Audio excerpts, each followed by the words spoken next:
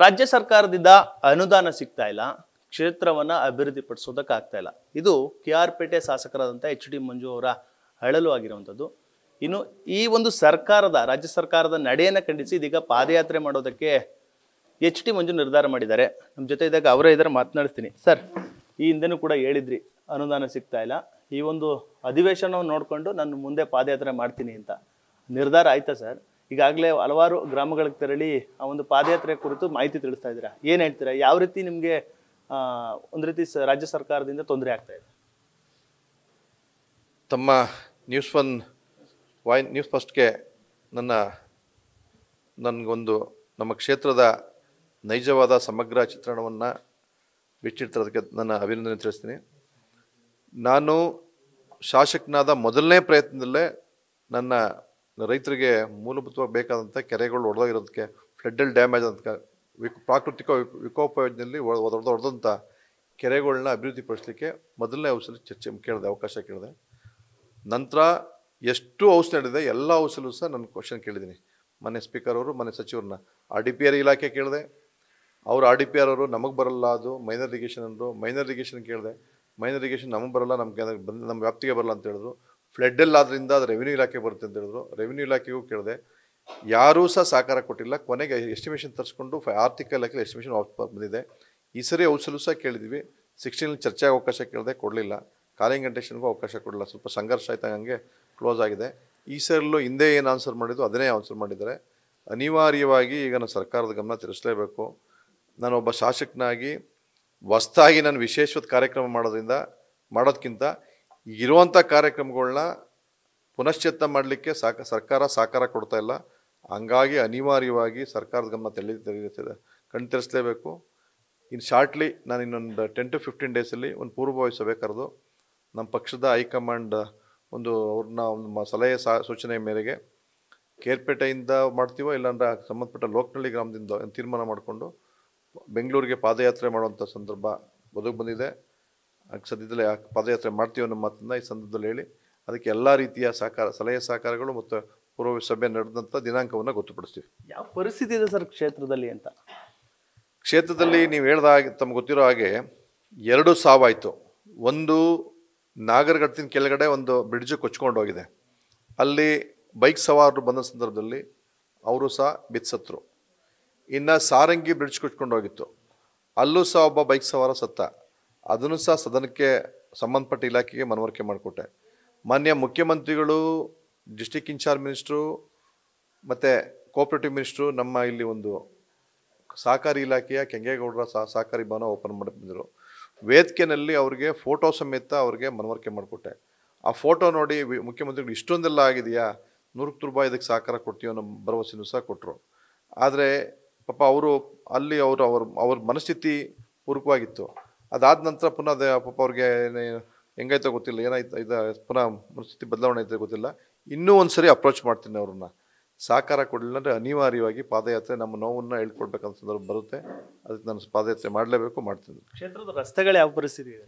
ಕ್ಷೇತ್ರದ ರಸ್ತೆಗಳು ನನಗೆ ನಿಜವಾಗ್ಲೂ ಒಬ್ಬ ಶಾಸಕನಾಗಿ ನಮ್ಮ ಸಾರ್ವಜನಿಕರು ಕೇಳೋಂಥ ಪ್ರಶ್ನೆಗಳಿಗೆ ನನ್ನಿಂದ ಒಬ್ಬ ಶಾಸಕನಾಗಿ ಆನ್ಸರ್ ಮಾಡೋಕ್ಕಾಗ್ತಾ ಇಲ್ಲ.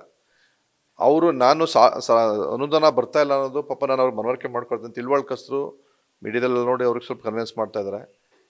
ಕೆಲವರು ಸರಿ ಅಣ್ಣ, ನನಗೆ ಕೊನೆ ಪಕ್ಷ ಹೊಸ್ದಾಗಿ ಏನು ಮಾಡೋದು ಬೇಡ, ಇರೋದನ್ನ ರಿಪೇರಿ ಮಾಡಿಸೋಣ ಅನ್ನೋ ಪಾಪ ಅವ್ರ ಅಸಹಾಯಕತೆ, ಅವ್ರ ನೋವನ್ನ ತೋಡ್ಕೊತಿದ್ದಾರೆ. ನಾನು ಅವ್ರ ಎದುರುಗಡೆ ನನ್ನ ಅಸಹಾಯಕತೆಯನ್ನು ಹೇಳ್ಕೊತಾ ಇದ್ದೀನಿ. ಪೂರ್ವಕವಾಗಿ ಸ್ಪಂದಿಸ್ತಾ ಇದ್ದಾರೆ, ಅವ್ರಿಗೂ ಎಲ್ಲ ಗೊತ್ತಾಗ್ತಾ ಇದೆ. ನೋಡೋಣ, ಮುಂದಕ್ಕಾದ್ರೂ ಸರಿ ಆಗುತ್ತೆ, ಹೆಚ್ಚಿನ ಅನುದಾನ ಕೊಡ್ತಾರೆ ಅಂತ ನಿರೀಕ್ಷೆ ಇದ್ದೀನಿ. ಈಗಾಗಲೇ ಸರ್ ಒಂದಷ್ಟು ಗ್ರಾಮಗಳಿಗೆ ಹೋಗ್ತಾ ಇದ್ದೀರಿ, ಅಲ್ಲ ಎಲ್ಲರೂ ಕೂಡ ನಿಮ್ಮ ಕಾರ್ಯಕರ್ತರಿಗೆ ಹೇಳ್ತಾ ಇದ್ದೀರಿ, ಅಂದರೆ ಪಾದಯಾತ್ರೆ ಮಾಡ್ತೀನಿ, ಎಲ್ಲರೂ ಕೂಡ ತಯಾರಾಗಿ ಅಂತ. ಈಗ ಬಹುತೇಕ ನಮ್ಮ ಪಕ್ಷದ ಕಾರ್ಯಕರ್ತರೊಡಗೂಡಿ ಕ್ಷೇತ್ರದ ಜನಸಂಖ್ಯೆನೂ ಸಹ, ನಮ್ಮ ನಾಗರಿಕರು ಸಹ ಇದರ ಅನಿವಾರ್ಯತೆ ಇದೆ. ಆ ಭಾಗದ ಎಲ್ಲಿ ಫ್ಲಡ್ ಡ್ಯಾಮೇಜ್ ಇದೆ ಆ ಭಾಗದ ಎಲ್ಲ ನನ್ನ ಬಂಧುಗಳು ಪಾದಯಾತ್ರೆಗೆ ಮಾನಸಿಕವಾಗಿ ಸಿದ್ಧರಾಗಿದ್ದಾರೆ. ಪಾದಯಾತ್ರೆ ಮಾಡೋಣ ಆಯಿತು, ಈಗ ಮುಂದಕ್ಕಾದರೂ ಸರ್ಕಾರ ಎಚ್ಚೆತ್ಕೊಂಡು ನಮ್ಮ ಕೆಲಸ ಮಾಡಿಕೊಡುತ್ತಂತ ಒಂದು ಮನಸ್ಥಿತಿಯಲ್ಲಿದ್ದಾರೆ. ಹಾಗಾಗಿ ಪಾದಯಾತ್ರೆ ಮಾಡ್ತೀವಿ. ಸರ್, ನೀವೇ ಹೇಳ್ತೀರಿ, ಹಿಂದೂ ಕೂಡ ಹೇಳಿದ್ರಿ, ಅಂದರೆ ಒಂದು ರೀತಿ ಕೆಟ್ಟ ಪರಿಸ್ಥಿತಿಯಲ್ಲಿ ಶಾಸಕನಾಗಿದ್ದಾನೆ, ಜಿಲ್ಲಾ ಪಂಚಾಯತ್ ಸದಸ್ಯನಾಗಿದ್ದಾಗಲೇ ಒಂದಷ್ಟು ಕೆಲಸ ಮಾಡಿದೆ ಅಂತ. ಈಗಲೂ ಕೂಡ ಅದು ಸಮಸ್ಯೆ ಬಗೆಹರಿನೇ ಇಲ್ವಾ ಸರ್? ನನಗೆ ಅದು ಜಿಲ್ಲಾ ಪಂಚಾಯತ್ ಸದಸ್ಯನ ಸಂದರ್ಭದಲ್ಲಿ ಶಾರ್ಟ್ ಟೈಮಲ್ಲಿ ಕಾಂಗ್ರೆಸ್ ಸರ್ಕಾರ ಇತ್ತು. ಬಟ್ ಆವಾಗ ಕಾಂಗ್ರೆಸ್ ಸರ್ಕಾರ, ಆಗಿನ ಕಾಂಗ್ರೆಸ್ ಸರ್ಕಾರ ಒಂದು ಅನುದಾನ ಕೊಡ್ತಿದ್ವಿ ಕಾರ್ಯವೈಖರಿಗೂ ಇದಕ್ಕೂ ನೋಡಿದ್ರೆ ತುಂಬ ಡಿಫ್ರೆನ್ಸ್ ಇದೆ. ಅವತ್ತು ಆ ಸಂದರ್ಭದಲ್ಲಿ ಯಾವುದೇ ನಿಗಮಗಳಿಗೆ ಅಂಬೇಡ್ಕರ್ ಅಭಿವೃದ್ಧಿ ನಿಗಮನೋ, ಅರಸು ನಿಗಮನೋ, ಒಂದು ಗಂಗಾ ಕಲ್ಯಾಣನೇ ಆಗಲಿ, ನೇರ ಸಾಲನೇ ಆಗಲಿ, ವೆಹಿಕಲ್ ಆಗಲಿ, ಕನಿಷ್ಠ ಪಕ್ಷ ಒಬ್ಬ ಶಾಸಕವನ್ನು ವಿಧಾನಸಭಾ ಕ್ಷೇತ್ರಕ್ಕೆ ಒಂದು ನಿಗಮದಿಂದ 30-40 ಕೊಡ್ತಿತ್ತು. ಇವತ್ತು 1-2 ಬಂದಿರ್ತದೆ. ಅಂದರೆ ಸರ್ಕಾರದ ದಿವಾಳಿ ಆಗಿದೆ ಅಂತ ಅರ್ಥ, ಆರ್ಥಿಕವಾಗಿ ದಿವಾಳಿ ಆಗಿದೆ, ಅವ್ರಿಗೆ ಕೊಡೋಕ್ಕಾಗ್ತಲ್ಲ ಅಂತ ಅರ್ಥ. ಇನ್ನೊಂದು ನನಗಂತೂ ತುಂಬ ಕೆಟ್ಟ ಅಂದರೆ ಕೆಟ್ಟ ಪರಿಸ್ಥಿತಿ ಶಾಸಕನಾಗಿದ್ದೀನಿ. ಅದನ್ನು ನನಗೆ ಹೇಳ್ಕೊಳಕ್ಕಾಗದು. ನಮ್ಮ ಕಾರ್ಯಕರ್ತರ ಜೊತೆ ನಾನು ಮನಸ್ಸಿನ ನೋವನ್ನು ಹಂಚ್ಕೋತಾ ಇದ್ದೀನಿ. ಇದರಂತೂ ತುಂಬ ಕೆಟ್ಟ ಪರಿಸ್ಥಿತಿ ಶಾಸಕನಾಗಿದ್ದೀನಿ. ಅದಾದ ನಾನು ಜಿಲ್ಲಾ ಪರಿಷತ್ ಸದಸ್ಯನಾದ ಕೆಲವು ಸಂದರ್ಭದಲ್ಲಿ ಕುಮಾರಣ್ಣ ಮುಖ್ಯಮಂತ್ರಿ ಆದರು. ಆ ಸಂದರ್ಭದಲ್ಲಿ ನಾರಾಯಣಗೌಡ್ರೆ ಶಾಸಕರಾಗಿದ್ದರು. ಅವರು ಬಂದ ತಕ್ಷಣ PWDಗೆ ORFಲ್ಲಿ 110 ಕೋಟಿ ಗ್ರಾಂಟ್ಸ್ ಕೊಟ್ಟರು. ಹೇಮಾವತಿಗೆ 100 ಕೋಟಿ ಗ್ರಾಂಟ್ಸ್ ಕೊಟ್ಟರು. ಕೇವಲ 8-10 ತಿಂಗಳಲ್ಲಿ ಯಾವುದೋ ಡೆವಲಪ್ಮೆಂಟ್ಸ್ಗೆ, ರೋಡ್ಗಳ ಡೆವಲಪ್ಮೆಂಟ್ಸ್ಗೆ. ಆ ಥರ ಒಂದು ಕಾರ್ಯಕ್ರಮ ಇವತ್ತು ನನಗೆ ಯಾವುದೇ ಅವಕಾಶ ಆ ಥರ ಕಾರ್ಯಕ್ರಮ ಕೊಟ್ಟೂ ಇಲ್ಲ, ಆ ಥರ ಅವಕಾಶ ಸಿಕ್ಕಿಲ್ಲ. ಅಂಥ ಒಂದು ಅವಕಾಶ ಸಿಕ್ಕಿದ್ರೆ ಇವತ್ತು ನನ್ನ ಕ್ಷೇತ್ರದ ಎಲ್ಲ ಸಮಗ್ರ ಅಭಿವೃದ್ಧಿ ಮಾಡ್ಬೋದು. ಕೇವಲ 250-300 ಕೋಟಿ ದುಡ್ಡು ಬಂದರೆ ಎಲ್ಲ ರಸ್ತೆಗಳು ಮಾಡ್ಬೋದು. ಅಟ್ಲೀಸ್ಟು ಸರ್ಕಾರದ ಕಡೆಯಿಂದ ಸಹಕಾರ ಸಿಗ್ತಾಯಿಲ್ಲ. ಪಾಪ ಅವರು PWD ಮಿನಿಸ್ಟ್ರು ಪೂರಕವಾಗಿದ್ದಾರೆ, ಬಟ್ ಪರಿಸ್ಥಿತಿ ಅಷ್ಟೊಂದು ಅವರು ನನಗೆ ಸಹಕಾರ ಕೊಡೋಕ್ಕಾಗ್ತಾಯಿಲ್ಲ. ಈ ಒಂದು ಪಾದಯಾತ್ರೆಯಿಂದ ಅನುದಾನ ತರ್ಬೋದಾ ಸರ್ ನಿಮ್ಮ ಕ್ಷೇತ್ರಕ್ಕೆ? ಈಗ ನಮ್ಮದು ಹೇಳಿ ಪ್ರಾದೇಶಿಕ ಪಕ್ಷ ಅಂಥ ಸಂದರ್ಭದಲ್ಲಿ ಸರ್ಕಾರ ದ್ವೇಷದ ಮನೋಭಾವನೆ ಮಾಡಿದಲ್ಲಿ ಕನಿಷ್ಠ ಮೂಲಭೂತ ಸೌಕರ್ಯಗಳಿಗೆ ಸಹಕಾರ ಕೊಡೋ ಸಂದರ್ಭದಲ್ಲಿ ಹೋರಾಟ ಮಾಡೋದು ನಮ್ಮ ಪ್ರಾಮಾಣಿಕ ಪ್ರಯತ್ನ ಮಾಡ್ತೀವಿ. ಅದಕ್ಕೆ ನೋಡೋಣ ಹೆಂಗೆ ಸ್ಪಂದಿಸ್ತದೆ ಅಂತ. ಅದಕ್ಕೆ ನಮ್ಮ ರಾಜ್ಯ ಮಟ್ಟದ ನಾಯಕರು ಸಹ ಒಡಗೂಡಿ ಅವ್ರ ಸಲಹೆ ಸಹಕಾರಗಳು ಸಹ ತರ್ತೀವಿ. ಯಾರು ಬರ್ಬೋದು ಸರ್ ಪಾದಯಾತ್ರೆಗೆ ಚಾಲನೆ ಕೊಡಲಿಕ್ಕೆ ನಮ್ಮ ರಾಜ್ಯ ಯುವ ಘಟಕದ ಅಧ್ಯಕ್ಷ ಅಂತ ನಮ್ಮ ನಾಯಕರಂತ ನಿಖಿಲ್ ಅಣ್ಣವ್ರನ್ನ ಮಾತಾಡಿದ್ದೀವಿ. ಆಯಿತು, ನಾನು ಬಂದು ಉದ್ಘಾಟನೆ ಬಂದ್ಕೊಡ್ತೀವಿ. ಮಧ್ಯದಲ್ಲಿ ನಾನು ನಿಮ್ಮ ಜೊತೆ ಒಂದು ದಿವಸ ಹೆಜ್ಜೆ ಆಗ್ತೀವಿ ಅಂತ ಹೇಳಿದ್ದಾರೆ. ಸಾಧ್ಯವಾದರೆ ಕೇಂದ್ರ ಸಚಿವರು ಎಲ್ಲರೂ ಒಂದು ಅವಕಾಶ ಸಿಕ್ಕರೆ ಅವ್ರೂ ಸಹ ಒಂದು ಭೇಟಿ ಕೊಡುವಂಥ ಮನವಿ ಮಾಡ್ಕೋತೀವಿ. ಅವ್ರಿಗೆ ನಮ್ಮ ಜಿಲ್ಲಾ ಮಟ್ಟದ ಎಲ್ಲ ಮುಖಂಡರು ನಾಯಕರುಗಳನ್ನು ಸಹ ಅಪ್ರೋಚ್ ಮಾಡ್ತೀವಿ. ಜೊತೆಗೆ ನಮ್ಮ ಪಕ್ಷದ ಎಲ್ಲ ಶಾಸಕರನ್ನು ಸಹ ಒಂದು ಅವಕಾಶ ತಾವು ನಮ್ಮ ಜೊತೆ ಬನ್ನಿ ಅಂತ ಒಂದು ಮನವಿ ಮಾಡ್ಕೋತೀವಿ. ಅವರು ಎಲ್ಲ ಯುವ ಶಾಸಕರೆಲ್ಲ ನಾನು ನಿಮ್ಮ ಜೊತೆ ಒಂದೊಂದು ದಿವಸ ಬರ್ತೀವಿ ಅಂತ ಅವರು ಸಹ ಹೇಳಿದ್ದಾರೆ. ಇದಿಷ್ಟು KR ಪೇಟೆ ಕ್ಷೇತ್ರದ ಶಾಸಕ HD ಮಂಜು ಅವರ ಮಾತಾಗಿರುವಂಥದ್ದು.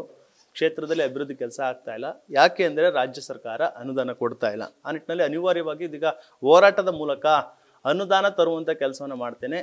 ನಮ್ಮ ಪಕ್ಷದ ಕಾರ್ಯಕರ್ತರ ಜೊತೆಗೂಡಿ KR ಪೇಟೆಯಿಂದ ಬೆಂಗಳೂರಿನವರೆಗೆ ಪಾದಯಾತ್ರೆಯನ್ನು ಮಾಡ್ತೀನಿ. ನಿಖಿಲ್ ಕುಮಾರಸ್ವಾಮಿ ಅವರು ಕೂಡ ಆ ಒಂದು ಪಾದಯಾತ್ರೆಗೆ ಚಾಲನೆ ಕೊಡ್ತಾರೆ. ನಮ್ಮ ಜೊತೆ ಹೆಜ್ಜೆಯನ್ನು ಕೂಡ ಆಗ್ತಾರೆ ಎಂಬ ಮಾತುಗಳನ್ನ ಹೇಳ್ತಾ ಇರುವಂಥದ್ದು. ಕ್ಯಾಮ್ರಾ ಪರ್ಸನ್ ಹರ್ಷಿತ್ ಜೊತೆ ನಂದೀಶ್, ನ್ಯೂಸ್ ಫಸ್ಟ್, KR ಪೇಟೆ. ನ್ಯೂಸ್ ಫಸ್ಟ್, ನಿರ್ಭೀತಿಯಿಂದ ನಿಮ್ಮ ಪರವಾಗಿ.